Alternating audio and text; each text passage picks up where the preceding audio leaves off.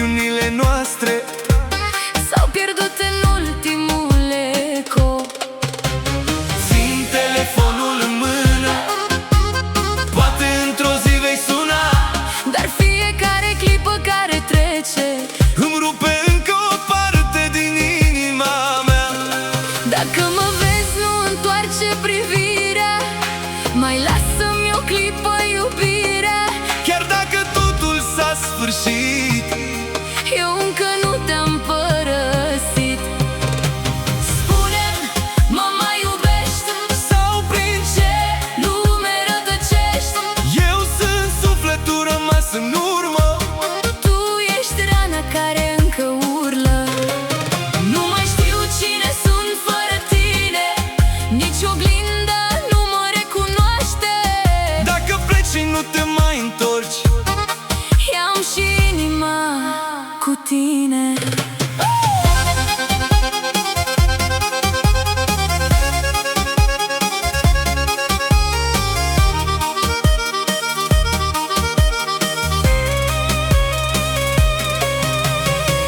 Orașul doarme, eu nu pot. Număr stelele până în zori, toate locurile unde am fost.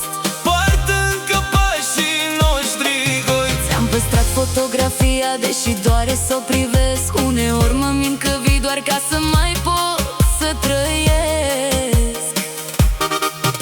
Am iubit fără măsură, am pierdut fără să vreau, iar acum vorbesc cu luna. Tu nu mă mai auzi.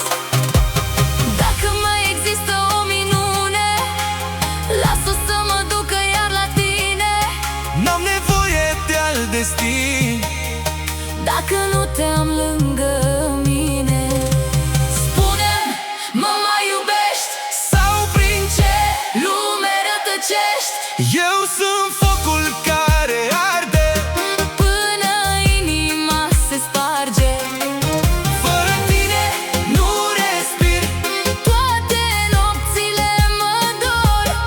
dacă asta e iubirea, Las-o să mă ardă ușor.